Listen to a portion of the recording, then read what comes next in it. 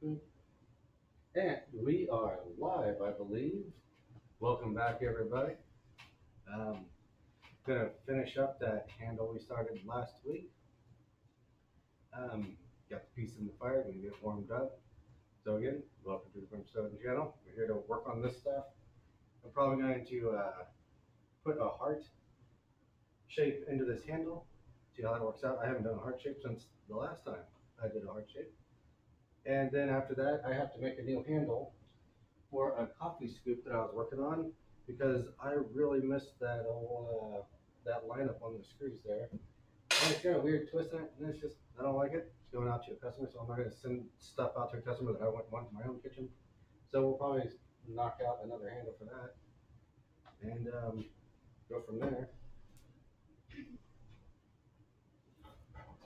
Oh, as always, ooh, today's smoke is a Mark Twain Riverboat.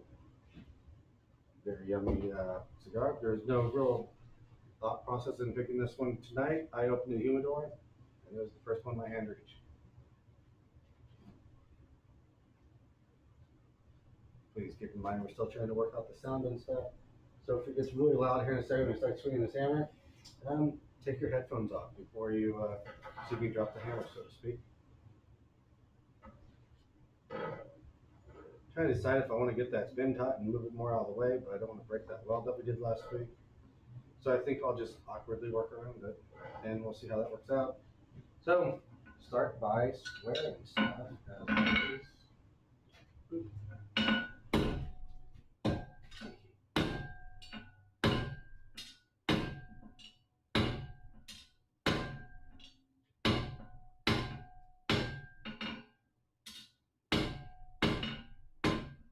That isn't annoying at all to have to flip it back and forth like that, but you know, I could bend it really far out, but I don't want to stress out that weld.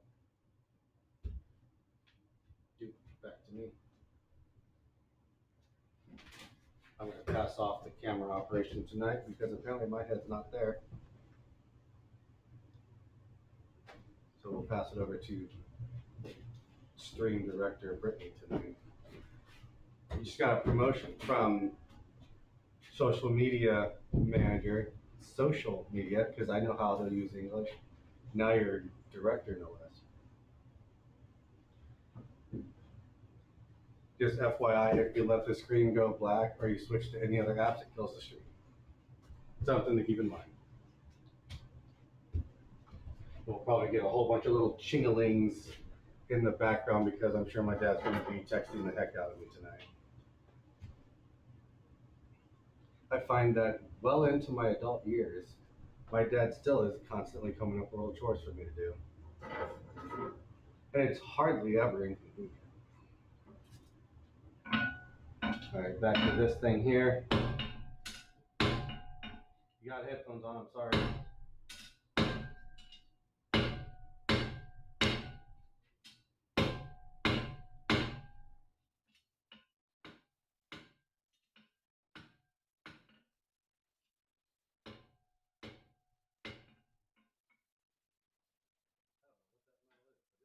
Like moving when it's a little bit cold. The rain might have something to do with it. One more time? I said the rain might have something to do with it. I don't know if you could hear it, but Brittany said the rain might have something to do with it because as you recall, and well, I guess we killed the stream beforehand, but I just chucked the piece out in the yard to let it, cool down outside, intending to bring it inside, and then I forgot about it. So it's been sitting out there for a week in the rain and whatnot. So yeah, maybe just that water soaked in there.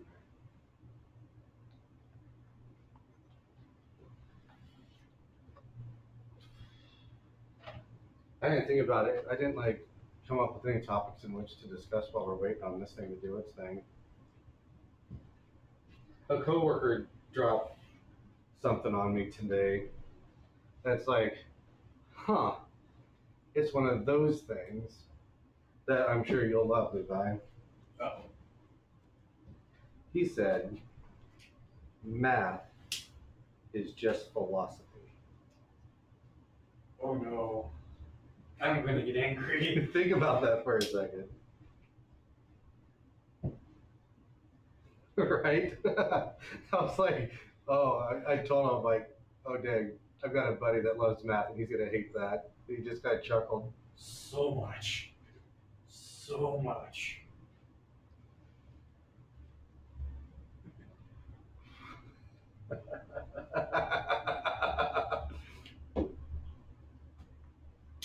I'm rather upset it's going to take me a while to come up with a way to articulate this.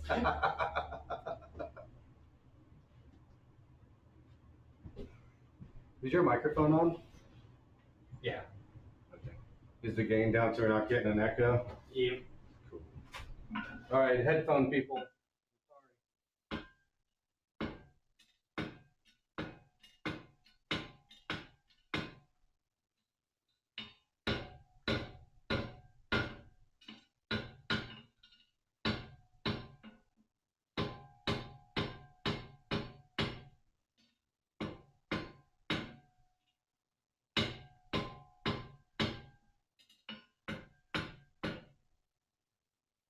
Walking all over this anvil trying to find a quieter spot. But still get the angle.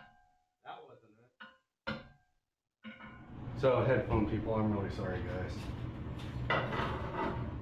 I'm attempting to control the slider when you're hitting, so if you're not talking when you hit, things will work out better. I'm trying to be better about that, but I'm a chatty dude. So I was gonna say, how you better? I'm a chatty guy, alright? I'm sorry. My parents taught me I was very bashful when I was young, and I didn't want to talk a whole lot. And then when I started talking, I never shut up.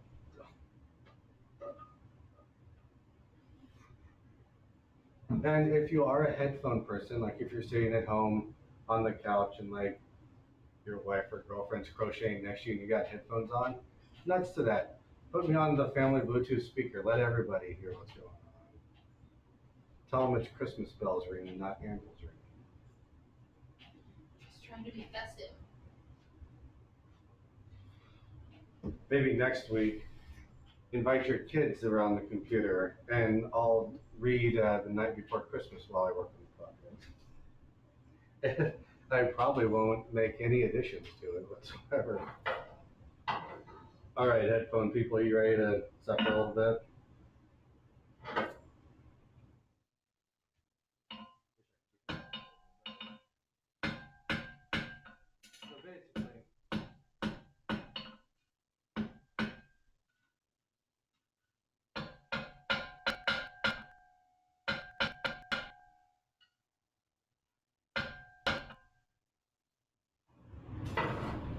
So basically, what I'm trying to do here is I squared it up as best I could. It kind of got rhombus a little bit because I'm working weird angles here.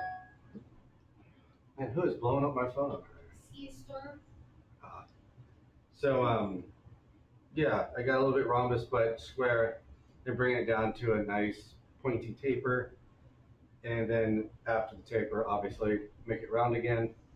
And then once that side's round and pointy, I'll do the same thing to the other side. And then I think the general plan is I'm going to come out and bring them in. And maybe it'll look like a heart. We'll just see. I've not done something like this before, so we're all learning. Ian says Santa blacksmithing. I think you should dress up.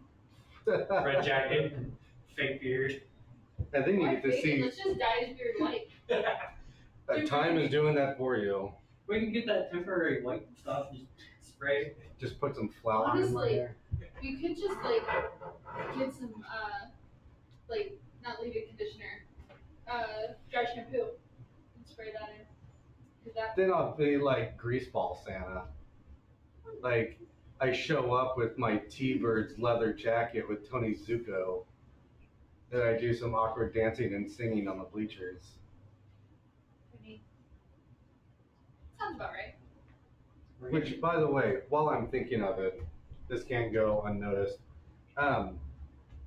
When you're done watching my channel, which is when the channel, when the stream shuts down for the night, look up the song Summer 11 from Grease with John Travolta. One, I'm not tone deaf, but I sing like I'm tone deaf. So one, I would have been a better choice to sing that song than John Travolta. And two, look about 6 feet away from the guys that are actually centered in the shot. Look about 6 feet away, and there's this guy with too tight of jeans on, doing a very awkward dance. He just looks like the weird nerd that nobody likes, but he's trying to be involved and stuff.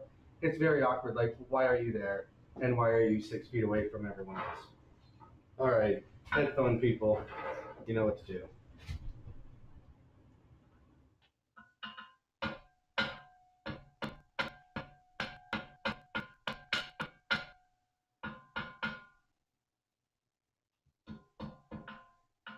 That is so ugly.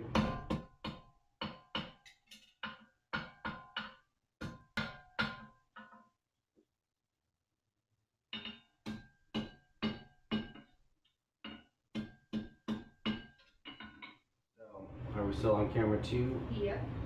So you can kind of see there. I'm hoping it's centered. I can't tell anymore. So we got it squared up. It's got a little bit of a rhombus to it, but the fun thing is when I chase down those high points, or to say the corners, that should pretty much even itself back out.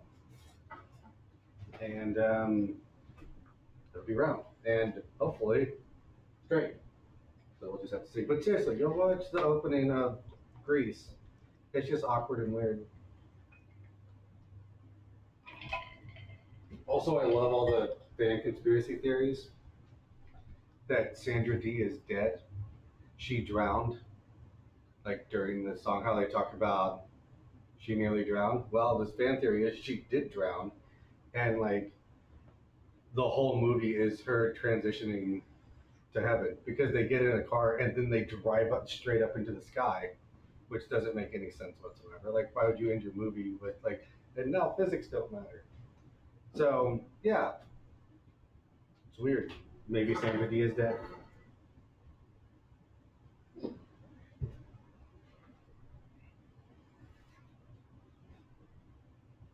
I'm guessing you guys have not seen Grease enough to have any thoughts on that one. I've seen Grease plenty. But I'm sure I could see the argument for it, but why put that much thought into it and not just enjoy it as a... Because it's the internet.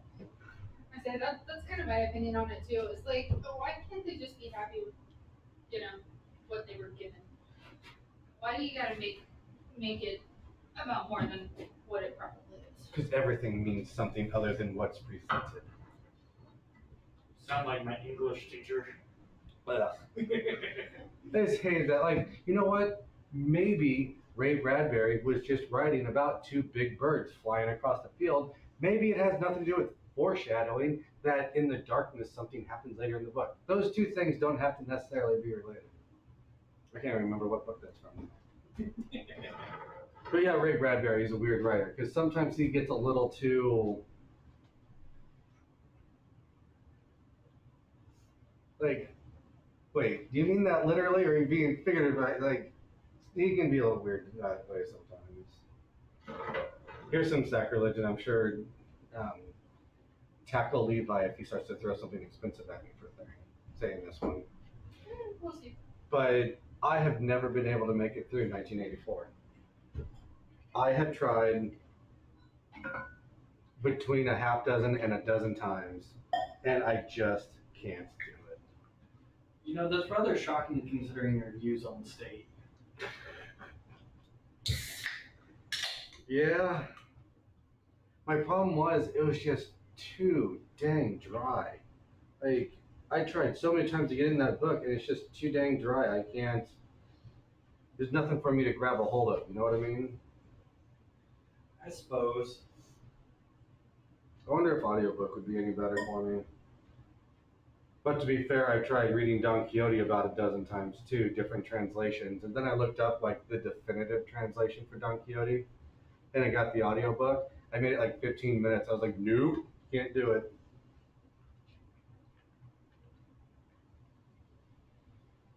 Like, I know the story. I should probably know the whole story, but I know the high points. All right, things are gonna get really loud again over here. So, headphone people, what am I doing? Oh, we're making this stuff round. So, headphone people, I'm sorry.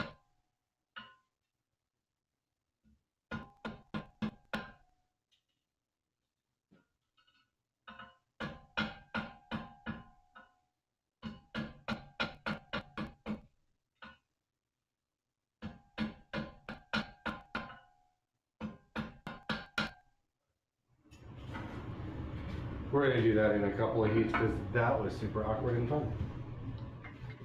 So much fun, I wanna do it like 3 or 4 more times. All right, so you guys punted by my grease conspiracy. Let's open it up. Any other silly movie or TV show conspiracies that the internet has conjured up that the writers probably didn't intend? They just created a piece of art and then everyone's like, but what if? I mean, the entire show of Lost. You know what was annoying about Lost? Is I was in hook, line, and sinker when that show first started, and I gave up on that show soon after meeting the others. Yeah, I made it to about season 3, and I'm like, yeah. But what was annoying was when the show was brand new and exciting, and they were introducing all these plot devices that never got resolved or referenced ever again. We were all like, oh my gosh, what is this? This show is amazing. It's so different than everything else. I'll bet you they're in purgatory. And the writers were all like, nope, not purgatory. It's something else. Da da da da da. And so people were like, but what is it? Is it heaven? Is it hell? Is it purgatory? It's like, nope, it's none of those things. We're clever writers. You'll never guess it. And then the show ends 40 years later. And where were they? Purgatory. Spoiler alert. Loud noises.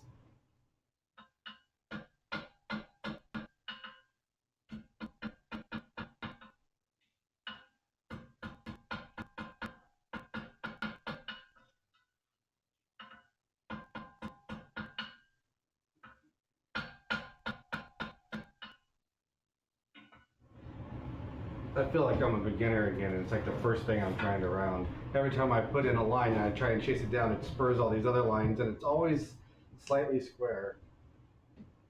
Forgive me, folks, it's my first time, apparently. It's my first day.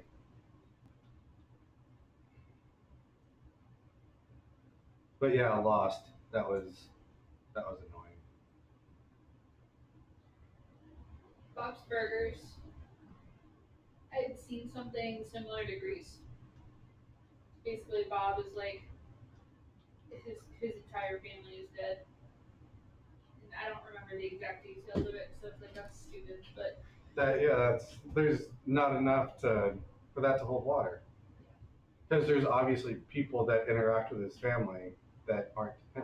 You know? Or it's all just happening in his head. Ooh. Like the coma seasons of Archer, where they got bored writing for the normal show, so then they created this plot device where he was in a coma, so then they could go tell wild stories with the characters, but in a different setting.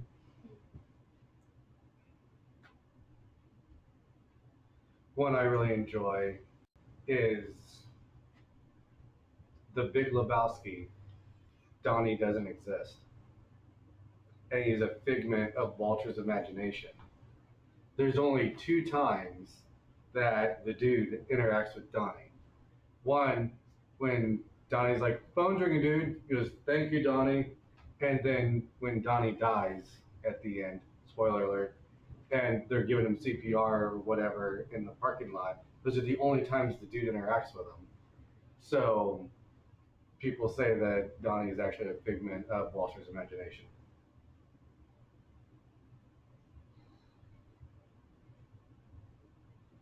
Not big fans of The Big Lebowski either. All right. Tough crowd tonight, guys. I've seen it a couple times just because it was a bowling movie. It's not a bowling movie, though.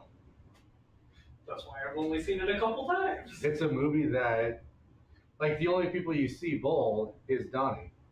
Nobody else bowls, unless you count Walter chucking the bowling ball at the Annihilista's jump. Yeah. So I did get fixed on White Russians for a while because of that. I tried White Russians because of that movie. Did not like them. They're alright. It's much better if you do it with chocolate milk.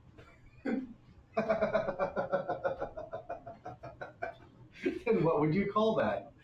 A chocolate Russian? A dirty Russian? That's racist.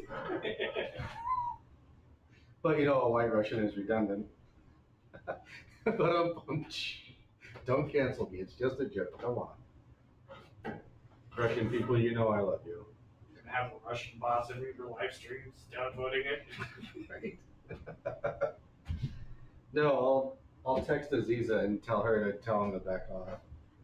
Aziza is from Uzbekistan, but she's described herself as a Russian girl once or twice, so I think she counts. She speaks it fluently. Yeah, close enough for government work.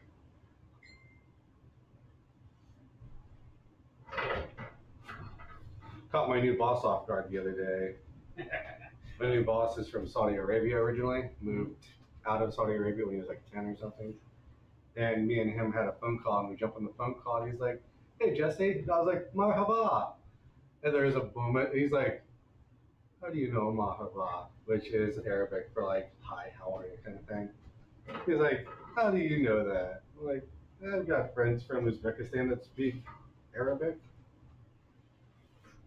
So then we got to talk about Arabic for a while, so that was fun. So he made fun of my pronunciation of Shukran. He said it 8 times, and I repeated it back to him 8 times, and he said I was wrong every time, but it sounded exactly like how he was saying it. Like, "Oh, I got you." It's like you and your favorite cigar place. Shukran, I can actually pronounce. I'm gonna let that get a little bit hotter. Maybe if I get really hot, I'll do more of a. Anybody else in the chat yelling at me about Russians or anything? No.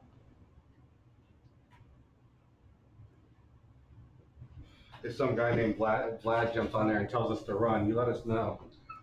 In through one out for your fan theory, it's the iconic Simpsons is predicting the future one. Yeah, those are wild. They've got a lot right. It's weird. Yeah, you know, I wonder at times, like, some things are just very overt and obvious, like, oh damn, they called that. But I wonder how much of that is confirmation bias. Like, "Hey Levi, what's that cloud look like?" And you would maybe say, "Oh, that looks like a top hat." But if I said to you, "Hey, doesn't that cloud over there look like a beaver chewing on lettuce?" And you'd be like, "Well, yeah, I guess so." Like, I wonder how much of that is confirmation bias. Okay. Speaking of predictions, Edgar Allan Poe wrote a story about like a shipwreck, and like 4 or 5 of the guys survived the shipwreck, and then I can't remember the name, but they end up eating some guy named like Daniel O'Toole or something, and it's just this fictional story that Edgar Allan Poe made up and wrote, you know, like he did. And then like 20 years later, right where he said the shipwreck was, there was a shipwreck. 5 people survived. They ended up eating Daniel O'Toole. Like, wild.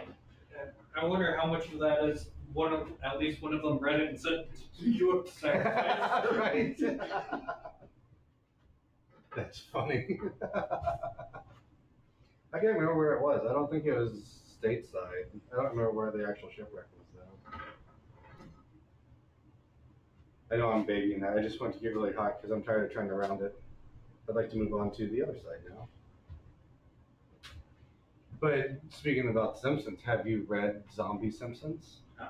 It's a beautiful write-up. It's very old now, but it still stands. But a guy basically, like an essay, I guess you would say he wrote. I think he ended up turning it into a book. But it's called Zombie Simpsons. And he writes about how the Simpsons we have now is zombies of the original Simpsons. It's not the same show. It's completely different.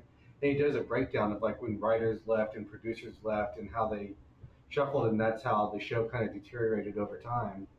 And yeah, it's a really interesting read. If you're a fan of The Simpsons, I highly recommend it. I mean, it's not as good as it once was, but it's still pretty darn good. I stopped watching soon after the movie. I really enjoyed the movie. I went to like the midnight showing of the movie if they had one for that movie. I can't remember.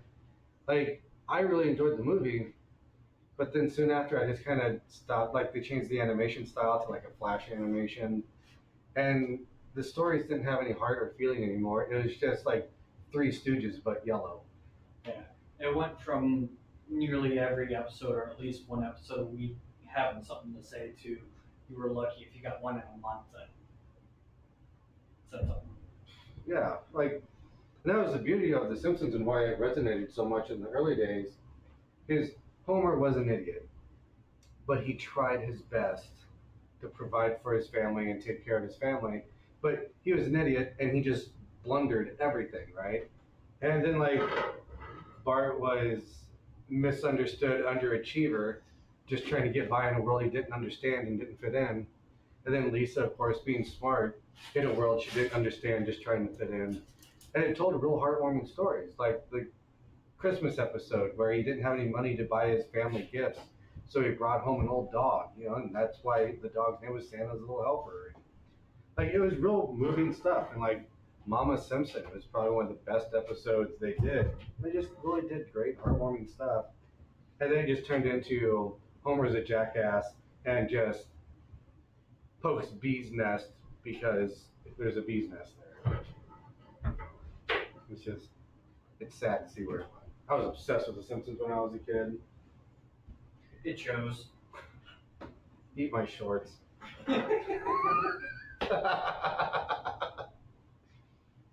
All right. I'm done teasing you now. Brittany, you ready to switch the camera over?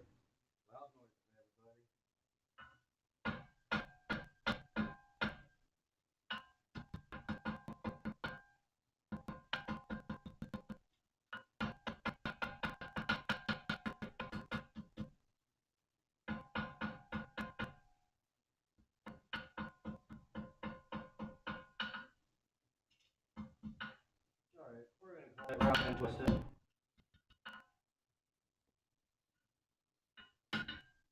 Alright, now we're going to move on to the other side. Hooray! We had some bitrate issues, so it made your little taps look really fast. I'm just that good.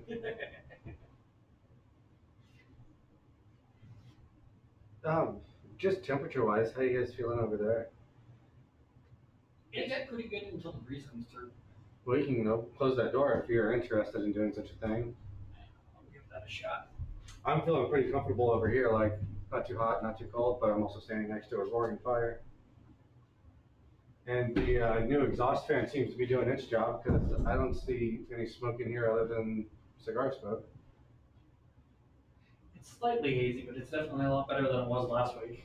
Yeah, I've got lights in my face, so I can't, I can see you guys just fine, but I don't see any air quality issues. Yeah, standing from the dark looking towards the bright, it's just slightly hazy. Looks like a very minor fog. All right. Is that coming through on the camera, or is it still pretty clear other than the cigar smoke? No, it looks fine on camera. Thank you. It's weird every time I'm done doing a thing, I keep wanting to look over to make sure I'm on the right camera because I like to check to make sure I'm on the right. It's weird to look up and just see wall. But I'm sure you're doing a great job. Cheers. I really think we need to get you a little monitor to stick in the wall on the switchboard. Maybe I'll get like a really cheap, silly, no-name Android tablet and then put it behind the camera and we'll bring up the stream. Well, no, that'll mess with me because there's a time delay. Yeah. If we hardline the cameras to the computer and stream off the computer, it'll eliminate the delay. At least from what I've read about this program.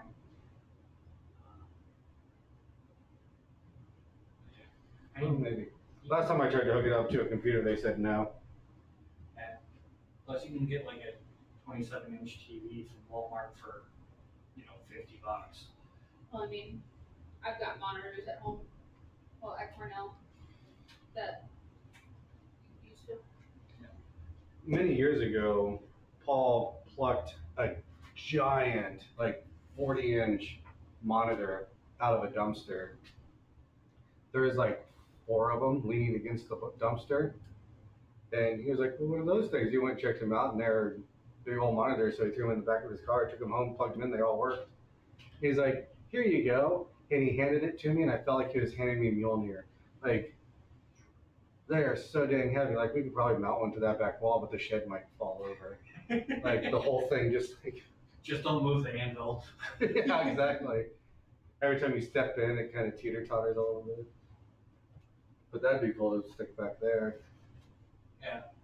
If we can get one of the ones that has one of those mounts that can circle all around and mounted up on one of the joists, so it's over by where the mic's at. So you're still looking in the general direction of the camera. Yeah, maintain the eye line for the most part. Yeah, I'm gonna let this get like super hot because it moves a lot easier when it's super hot. And any blacksmith friends of mine that stumble upon this, I don't want them screaming "get it hot" at the monitor as I'm working, or texting me in the middle of the night. What are you doing? Get that hot. We haven't had that issue since your first couple of streams. I'm surprised Rob hasn't hopped in and told me about the raccoon behind me. Rob was doing a live stream one time. Rob Huff, find him on Instagram. He does a lot of live streams there, or BrimstoneForge on YouTube. He was doing a forge one night out in his big old barn, and I commented on the stream, "Why do you think all that coal smoke would bother that raccoon behind you up in the rafters?" And a few minutes later, he looked over his phone and he turned around to look, and while he was looking, I typed "made you look." So he turned around, he's like, "Ah, he got me." So full circle, when I did my first live stream, which it's silly, I had a single tripod type apparatus attached to my phone, and I just set it over there and streamed directly from my phone on Instagram. And then he jumped in there. He was like, "Oh, hey, there's a raccoon in your." Maybe that'd be a fun sticker idea to put up on the shop, like a raccoon and an apron at an anvil with a hammer. Like, Be the mascot. Raccoon Smith. No, I don't want a raccoon as my. I've had to remove so many raccoons from my property. No, they don't get that kind of recognition. Of course, always humanely and legally. Seems kind of suspicious that you had to clarify that. Well, when I said I had to remove them from my property, a person could hear all sorts of things that I didn't say. So I just wanted to make sure that was clear. Before any action was taken, I cleared it with 2 different police officers, one a state trooper, one a DNR officer. And I feel like if the DNR officer said handle it this way, he would know better than everybody else. So. Right.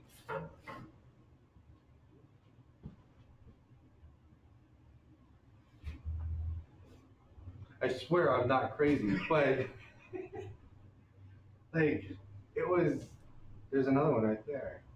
It's like weird, like There's one behind you too. like soot string. Yeah, right here. I don't know if you can see that. Yeah, there's some floating around over here. It's like if your pants were frayed and you had, like just pulled off the little fuzz off your frayed pants, but it's black, and they just kind of like hover around, like those weird things you get in your eyes. That I wonder if you got some of the bag mixed in the coal. And that could be it. Oh, I think it's coal dust coming off the. Who knew that blacksmithing could be so dirty, Such a shocker. right? Not me. I don't know why I gotta keep picking hobbies that are so heavy. Like everything I move around is so dang heavy. Should have stuck with ham radio. That stuff was much lighter, at least the stuff I worked with.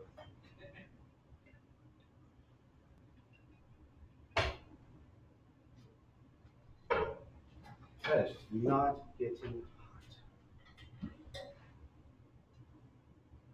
Well, hello there, Mr. Spider. You keep to yourself, I'll keep to myself. Now I have another spider on the camera again, doing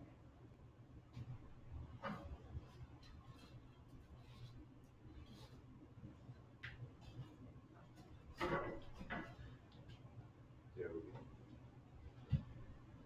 So yeah, maybe we'll do a raccoon sticker. That would be fun. Yeah, don't necessarily need it as your mascot. You can just do a raccoon sticker for doing a raccoon sticker. Yeah, just for the heck of it.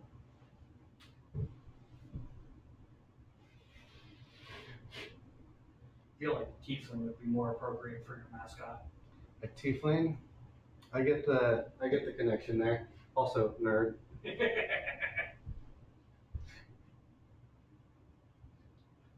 Your feet aren't quite hairy enough for a hobbit. Well, I know it was. Well, you know that's interesting because a town of hobbits that like to garden implies that there would be a hobbit blacksmith making their garden implements, which then goes on like there had to be like blacksmiths hanging out in Rivendell making all those beautiful elven swords.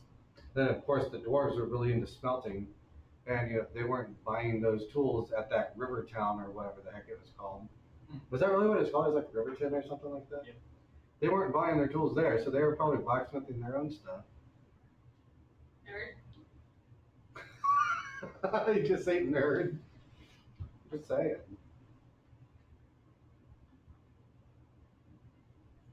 I'll bet you there's enough nerd crossover in the blacksmith community. There has to be somebody out there operating under the name of like Shire Forge or something like that.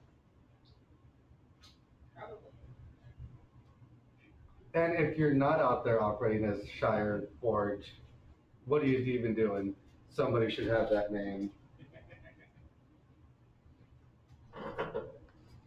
Why isn't like this is just getting like lukewarm, but I don't want to crank up that air because the other day when I had it just slightly more than this, there was a forge welding fire the whole time. When's the last time you emptied out the drop sheet? That's a good question, Mr. Levi. I'm gonna blow a whole bunch of smoke into my face. No, let's turn that off. Maybe I'll learn from my mistakes.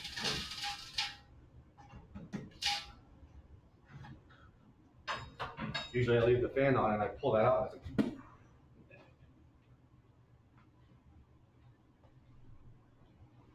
maybe that will work a little better. That says, looking good, buddy. Love the new garage. Thanks, buddy. Appreciate you hopping in. Oh, I just realized. I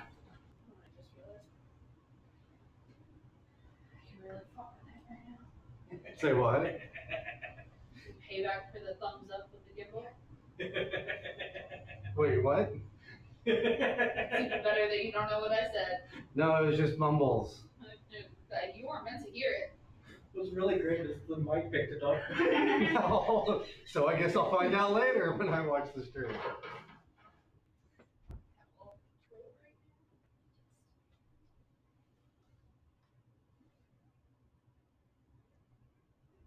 So when are we gonna get Ty in here to do something? You mean again? Yeah. He hasn't been in here. Yeah, he hasn't been in here. He's been on the stream, but he hasn't been in here. He has not been in here. And I believe he's entitled to a pour from the brimstone bottle. Right? That was tasty stuff. I want more of it. You know, earlier today, I was like, we should just start each stream with like a wee nip at the bottle until the bottle's gone. And then, like, in the stream, I was like, gotta get it here. In the workday, I'm like, gotta get everything set up. And I just completely forgot it. While we wait for this, because I know this is super exciting stuff. Ty, who was on the stream several months ago, probably 2-3 months ago, for his B-Day, we went down to Louisville to the old Bourbony Trail. Ooh, that opened it up. Now we're cooking with coal. Let that eat up a little bit. So we went down to the Bourbon Trail, and there's this really cool place. Somebody keep me honest. I don't want to get the name wrong. So if someone's got their touching stone on them, look it up. It should be called Barrels and Billets, I believe it's called. Billets. I think that's how you spell it. But Barrels and Billets is a bourbon distillery that was opened up by the Louisville Slugger Company, the company that makes bats. And so what they do is they buy, as I understand it, a bunch of like white label bourbon because their bourbon's not old enough to be drank yet. It's not bourbon yet. It's still whiskey before it converts to not whiskey. Waiting for Levi to yell at me. Bourbon is still whiskey. No, it's not. Yes, it is. That's like saying toast is still bread. It's not bread, it's toast. String cheese, if you bite it a certain way, isn't string cheese anymore. Or it's like saying butter is still creamy. But nonetheless, they buy these white label barrels, and you get 4 or 6 of them, samples, and then you get samples of different flavoring things like wood flavor or smoky flavor or this or that. And they're tasting as you sit at the table with all these little doodads and a little mixing cup and some shot glasses, and then you mix up your own recipe for a bourbon blend. And if you find a recipe you really like, you write it down and you name it, and you give it to them. And then like 30 or 40 bucks later, a robot spits out a bottle of your recipe with a label on it, with your name on it. You know what's cool is they have a database. So this was back in April when I made this bottle. I could go there right now and say, hey, give me a BrimstoneForge bottle, and bada boom, they'll knock one out. So if you're in the Louisville area, go check it out, ask them for a Brimstone bottle. I don't get any kickback from it, but it's a bottle of bourbon I blended with the help of Ty. I was almost there, but the flavor just wasn't quite right. And he's like, what if you tried this and this? So I adjusted the recipe, and it was super yummy, so I got a bottle. And for the first time coming out to do the live stream, we had a little bit, and then the second time we had a little bit. So yeah, it's just a little bottle we've been nipping at. I'm just gonna start hitting on that because I'm bored, and it should be hot enough. It doesn't seem to be improving any. So, loud noises.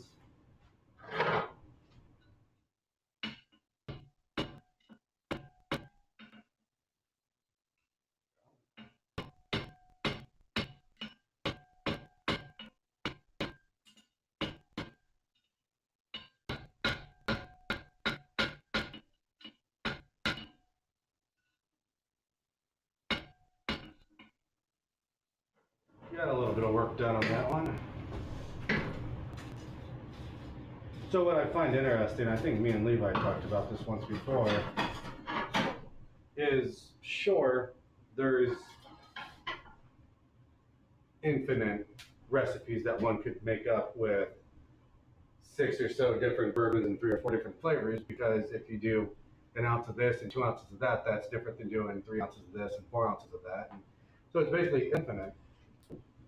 But I'm curious if they did a query in their database, if the same recipe shows up more than once under different names, like 2 separate people on separate occasions conjured up the same recipe. Like, I know the odds of that are very small, but you know, the odds of life spontaneously being created in the universe is very small too. So you know. So yeah, I'm just curious. I wonder if I called them up, they give me a copy of the database. What is that? Popping. That popping is impurities in the coal, or the moisture in the coal. Moisture sounds pretty likely. Yeah, it's more than likely it. The bag was just a little bit moist. I keep it under a tarp and stuff, but you know, that only does so well.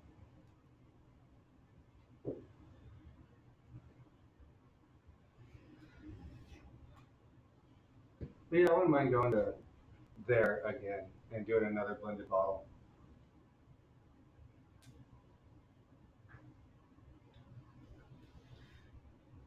I think maybe in the springtime when the weather turns around and it's nice out again, I'll do another bourbon barrel or bourbon trace trip. Bourbon trace trail trip. Go down to Louisville for spring break. I don't want to be there. There's going to be a bunch of teenagers there. They're the worst. I mean, I love you guys. Please watch my channel every week. I feel like most people would be leaving Louisville versus going to Louisville. I don't know. I don't know what their youth culture is like out there. I mean, it's close enough to the coast that it's an 8-hour drive. I'm sure they're hitting the beach. East Coast? Yeah. Could hit the East Coast. Could hit Not the Gulf. The Gulf, it can't be 8 hours. That doesn't feel right. Well, maybe it is. I guess I'm thinking about that time I drove to Florida and thought I was going to die before I got there. And I mean, Atlanta's 12 hours from here, so. Oh, well then, yeah, you're probably close. I don't want to do that drive again. That drive to Florida. Yeah. We were driving down my mom and her boyfriend were in the moving truck, and I was in my mom's Wrangler following, and at times ahead of them. You know, I felt like Smokey and the Bandit. We were eastbound and down, so we went east and down, and we were way down there in the south, and I was just feeling a bit knackered, like been on the road for a minute, and so I asked him, I'm like, so, how much further do you think we got? He goes, 300 miles, and this is all up. Cool. I got 300 miles. I mean, let's do this. And then we drove 300 miles, and we got off at a truck stop, rest stop kind of thing to get gas and stretch our legs a little bit. I'm like, so what? We're right around the corner, right? That was about. And he just put his head down. He's like, I'm sorry, Jess. What? Because we drove down using a map, not GPS. Because he's done the trip a million times. So he basically knows the route. He goes, I'm sorry, Jess, I misread the map. We have about 300 miles to go. I was like, cool, I need a minute. I went and sat down in the grass and like lit up a pipe and like, let's calm the old nerves here.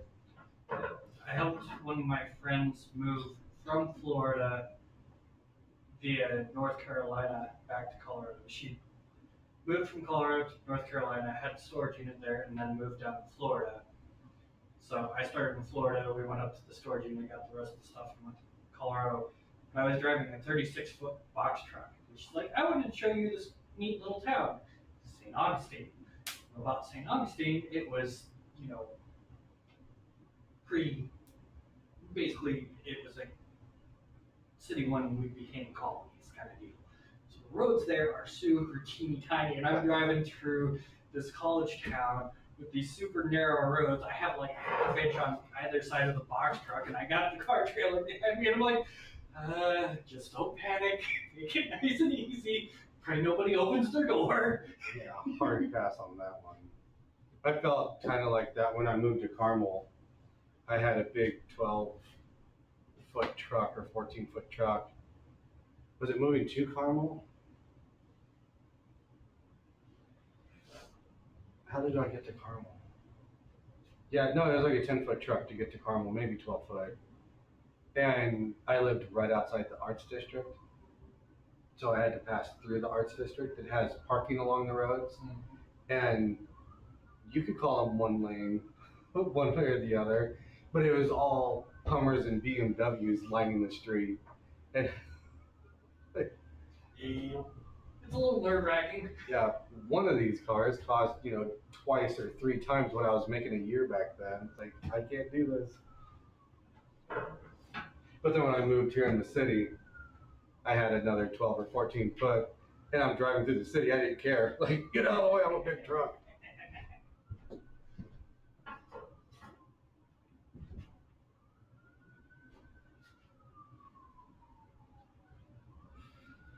Ooh, low smoke in my eye.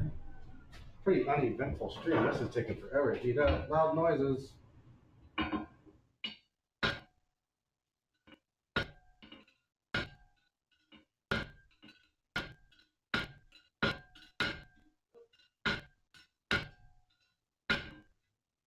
Trying to move this deal and not blow out my own eardrum. My hearing's bad enough as it is.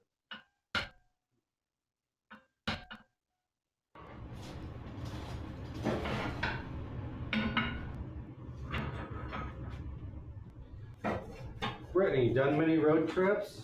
What was your most road trip? My most road trip was probably in California. From where to where? Northern coast to southern coast. Ooh, that's like driving cross country. So we started like up in the redwoods, and then just made our way back down. So my family at that point lived in San Bernardino. That's where I'm from originally. Say what? That's where my dad's from. That's where I'm from. And so we started. It was a 2-week trip. We spent like the first week with one aunt, AJ, who you met. She's great. And we just kind of stayed in that area. We went to LA and did all sorts of touristy things. And then the second week we spent with my other aunt, who we ended up driving up the coast, not a very scenic route. Started at the Redwoods and then worked our way down. So like Redwoods, San Francisco, Newport Beach, just hit a bunch of places there. Nice. It was a lot of fun. Yeah, California, you can drive for 2 days and still be in California. Like, that's very easy. It's a big state. It was a great time. I think my most road trip would be the time that me and Ty, we started in 29 Palms, California, and we left the Marine base at 3:30 in the afternoon. And that was Friday, I don't know if I mentioned that. Friday at about 3 o'clock. And we were back here in time for him to go to Easter Sunday services with his girlfriend. Because he had made a promise to her that he would be back by Easter. And so when we got in that Jeep, he's like, hang on. And we just rode that old Cherokee at like 85, 90 most of the way across the country. And on the desert, we went a lot faster because it was flat and not mountainy. It's also where we got stuck in the salt flat. And I'm sure you guys have heard that story 7,000 times. I'm pretty sure you've told it on the stream before. Have I told it on the stream I before? think so. We need to start a spreadsheet of the stories I tell so I don't repeat them too much. I don't know if Excel can hold that many. Thank you. That means I have a lot of stories to tell. I'll take that. I'm pert near thinking about giving up on this heart for tonight until I can like get that coal really dried out or whatever. And I might just switch to the handle I need to make. I mentioned earlier, I just didn't like how this one came out. It came out really ugly. Oh, and it's got bin mark. Yeah, so it's junk. I might just switch to that because that might be more interesting than watching me yammer and poke at the stick. Didn't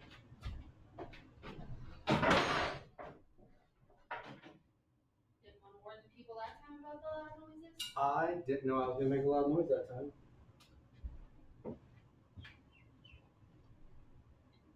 Well, you know what? I'm not going to measure it yet. Where is ye old hot cut?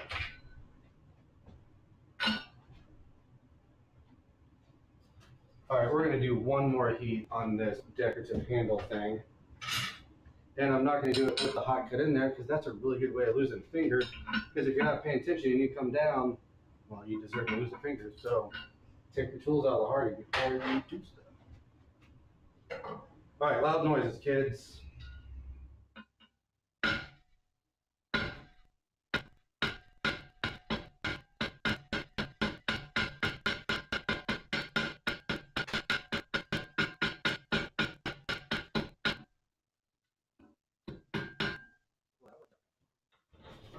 Let's see if we can do both without burning either.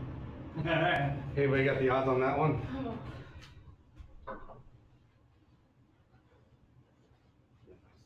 One I need to work with so I don't have to use tongs.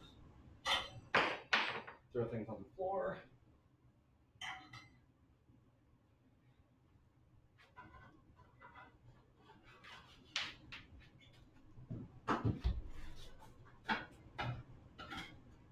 Once me and some friends, I don't think I told this story.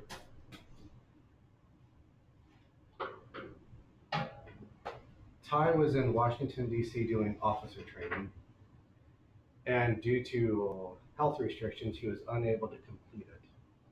And we learned about this, three friends of mine and I were out on a kayaking trip in Noblesville. I don't know if they still do it, but the Hoosier Canoe and Kayak Club host a pirate paddle in October, and you do like 10.1 miles down the White River, and some people dress as pirates. And one guy even rigged up a PVC air cannon on the top of his kayak, and he had a flag and a tri-corner hat, and I didn't necessarily agree with it. Probably wasn't the right thing to do, but he had it filled with confetti. Then he hit the button and like launch confetti out. Probably not great for the environment, you know. Depends on what the confetti is made out of. Yeah, it looked like paper to me. Yeah, that wouldn't have been too bad then. But So we learned about that Ty may get to come home from DC.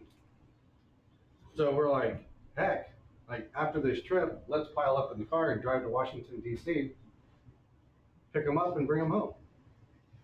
So we're like, yeah, when we're done with this paddle, we're going to drive to Washington, DC road trip. Yay, right? And so we finished the paddle and we're in contact with Ty, and Ty's like, well, I'm trying to figure it out. Let me know, blah, blah, blah. We didn't find out until about 10 o'clock at night that he didn't get to come home that day. But then we were all jazzed up. We had a cooler already, like drinks. And like, we were all ready to jump in that little POS car. I don't remember whose car it was. And if you're watching, I'm sorry, but it was a POS. He called us. I was like, nope, don't get to come home. Like, well, heck, what are we going to do now? Like, we want to go on a road trip. And Matt was like, why not Kenosha? Where's Kenosha? Wisconsin. Why would we go to Wisconsin? He goes, because cheese. And also there's this little Italian deli up there that has real Cuban cigars. Get in the car. So about 10:30, we loaded up the car and headed to Kenosha, Wisconsin. And whilst we were cutting through Chicago, pretty sure it's Chicago or like a suburb therein, we saw a drug deal go down. So that was fun to see. And then as we were driving down the road, there's this huge, like 4 or 5 lane road. And there's this guy walking across the street, and he was about in the middle, and a car on the very edge swerved to hit him. And like at the very last second, like dodged around, and we're like we all thought we were about to see a guy splattered on the highway. It's like, what kind of psychopath cuts 3 lanes of traffic to not, like, just to scare the guy? Like, my God. So yeah, we made it to Kenosha, and we went to the deli, and it's like still dark in the morning kind of situation, and so they obviously weren't open. So we're like, all right, good time for a nap. So we cracked the windows and locked the doors, and we all, I think all 4 of us slept in this tiny little red POS car. And then we got up in the morning, we went to McDonald's to use the bathroom, and the creepiest painting of Ronald McDonald I have ever seen. Like, who was that guy? I wish I could remember the artist from Spawn. Something McFarlane. Thought Levi would know that one off the top of his head. He did like the really over dramatic like figurines from Spawn, and he did some of the artwork for Spawn. But it looked like he drew this picture of Ronald McDonald. So that was sufficiently creepy. And then we went to the Cheese Castle and got breakfast, and then we went to the place and got cigars and smoked cigars in the parking lot. We played on these big rocks by the water, and then we drove home. It was a good day. All right, let's move this metal here. It's gonna get real loud again, kids.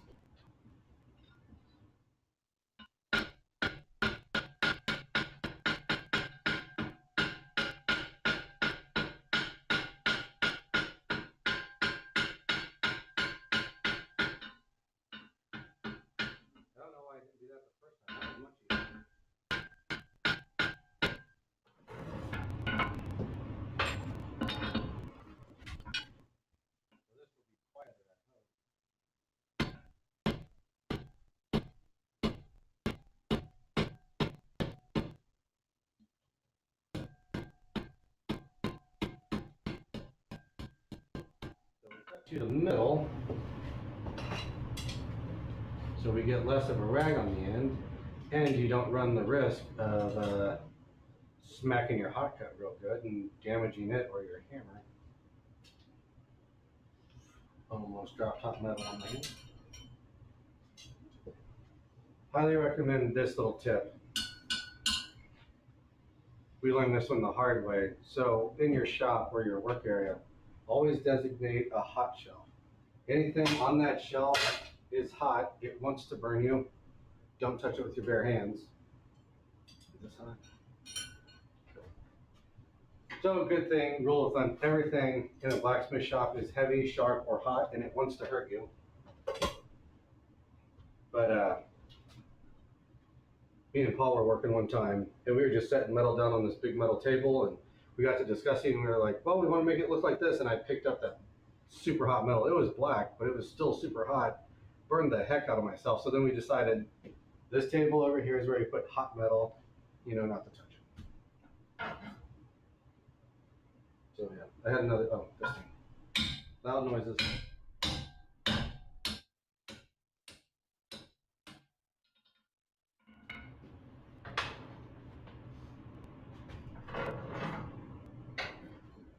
So yeah, we'll go back and forth between the heart handle and the scoop handle. If you want to switch to the other camera real quick, Brittany. Here is the scoop part of the old coffee scoops I make. This is made out of copper. Yes, it's very dirty down in there. I'll hit that with a wire wheel and clean that up a little bit. But yeah, it'll look real nice. So I just need to make a handle for it. I got it in order. For once, I'm going to try real hard to get it done today or tomorrow so I can get it shipped out, so hopefully it lands by Christmas, because I'm guessing it's probably a Christmas present if they've ordered it, you know, this close to Christmas.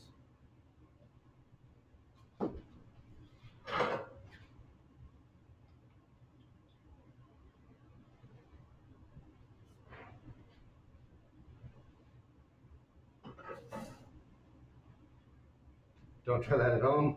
I've burned myself multiple times doing it, because I'm a glutton for punishment. How long are we in on the stream?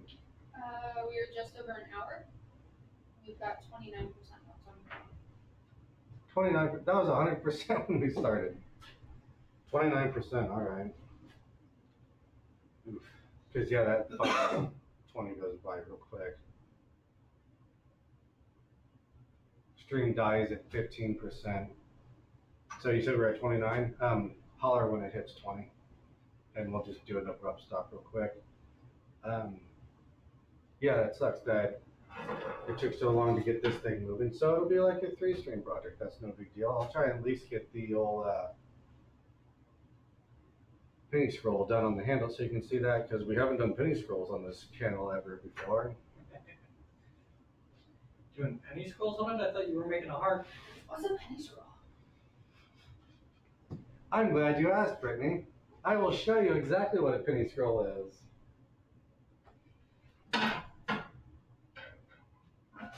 So yeah, just as always, we start by making something square, and then we taper.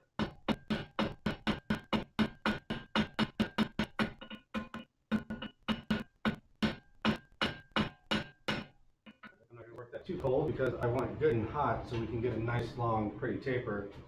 Getting that nice long pretty taper lends real well to getting a really nice start to your penny scroll, so it all looks very pretty and like gradual, so it's not just like burn. That was words. I'm gonna let this cool down. Let's put it in there. Can I put it in there?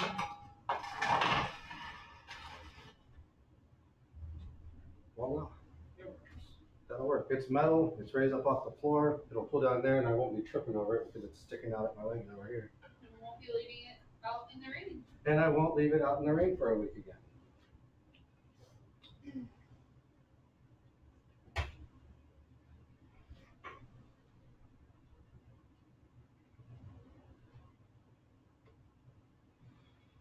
So yeah, Kenosha was a lot of fun. Years later, me and Matt would go, I was reffing a roller derby bout up in Chicago. And instead of going to the after party, we're like, well, we're only a couple hours away from Kenosha. And there was a big meteor shower going on. I bet you that looks cool over the lake.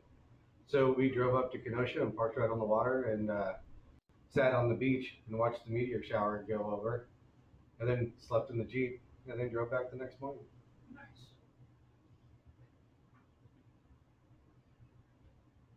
I love my Wrangler, but I don't want to sleep in it again. Don't blame you. All right, let's do some hammering here.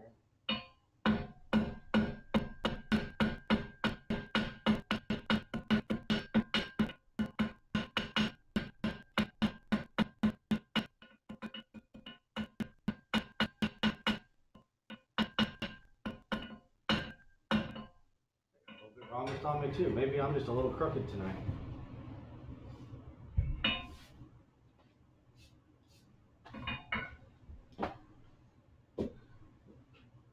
Any more comments, questions, concerns, complaints, rants? Not yet. Who's all watching? Anybody? Do I need to give any shout outs to people that are hanging out in the viewership? We got one other person sitting here right now. We've had 6 or 7 people come through, pop in for a moment. Thanks for hopping in. Not sure who's here now. Well, if you're here, make yourself known. Jump in the comments, say hi.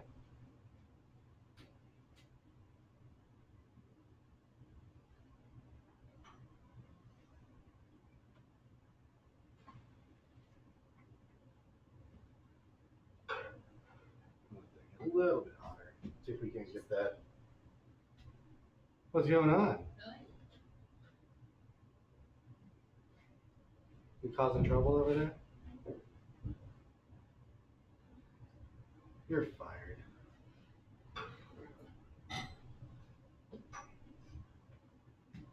Said to a coworker today, I was like, so the boss has like fired me 3 times in like the last week? Like, is that a good sign? He's like, yeah, means he likes you.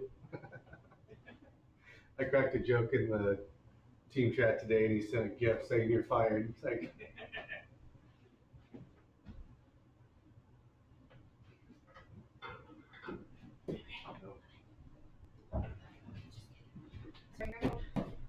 you all right there? Were you trying to run away? Continue.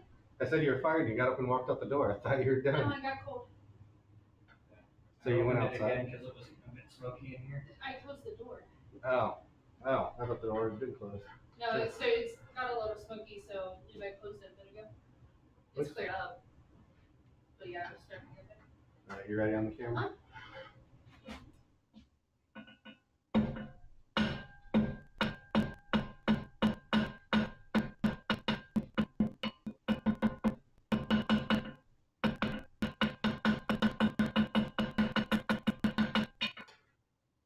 So yeah, yes ma'am. I just had a suggestion. Yes ma'am.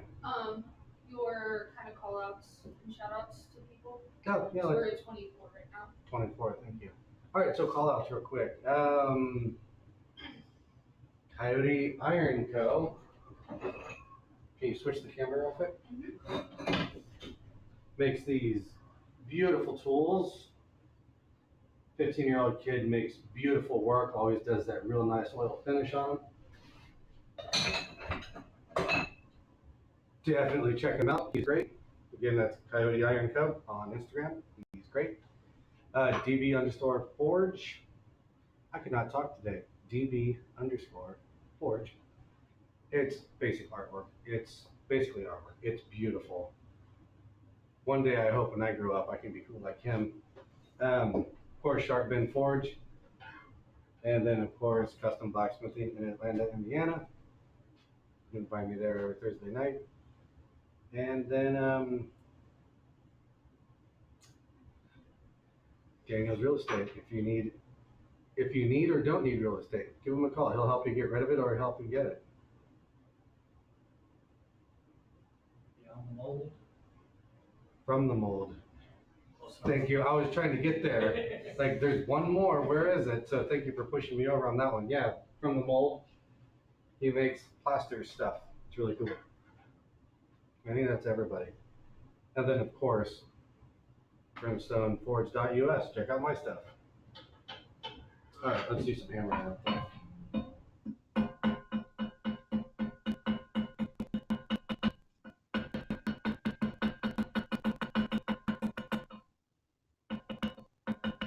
Let's do one more heat to make the lines pretty. So yeah, the basic method there, square, draw it down to a taper, and then square, octagon, round. And when you get past that octagon thing, you can start to see where it kind of wants to be a circle, but it's still got some ridges. I just rotate the thing in my finger like you would like spinning a pencil, I guess. And then just keep a steady going on it and walk across the angle and bada boom. It would be a circle again. And again, don't be afraid to take an extra heat to make it pretty, or take 2 extra heats. Like if it got a little twist, take another heat, light it up, make it perfect, as the man says. You want something perfect, make it perfect. If you eyeball everything, everything will look good to the eye.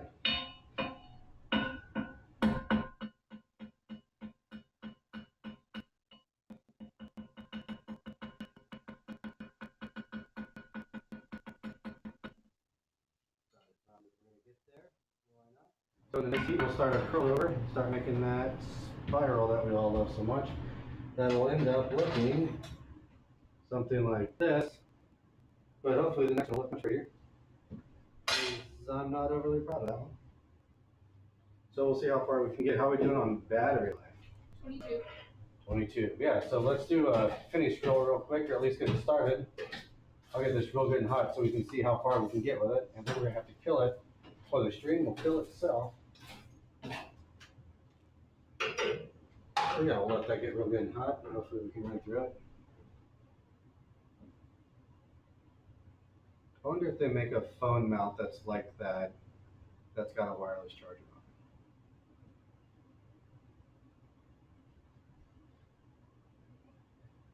I don't think they make a phone mount like that, but I'm sure they make a clanking mount that has a charger on it. Yeah, like in a car or something. Yeah, no. That's handy as heck. But As a matter of fact, the wireless phone charger I have in my car has that same back setup, so we could just screw that on and then just have to plug in the charging unit. 20. Cool. All right, let's start the spiral and then we'll wrap her up. Sorry, friends, the battery is dying much quicker than usual. So let's just get this started. We're going to hold some off the edge. And then curl back. And since this is a coffee scoop handle, it's going to be potentially hung on a wall or something. I like to leave a pretty good gap in there. That's not perfectly round, but that'll take care of itself in a moment. So I put just a little bit of a hole in there so somebody wants to hang that on a nail or a hook or something. But I don't think we're going to get very far on losing heat very quick. So I think what we'll do is we'll just shut it down, and maybe before next week I'll get that heart handle cleaned up much more so we can see the interesting part where it's actually shaping the heart. And you guys won't see the completed scoop unless you check out my Instagram or something, because I'll do that off camera as well. So yeah, we'll go ahead and shut her down. Any last comments or shout outs from the viewers? Any last comments or anything from you guys? Cool. Well, next week, Monday, same Forge time, same Forge channel, 6 o'clock at brimstoneforge.us. We'll see you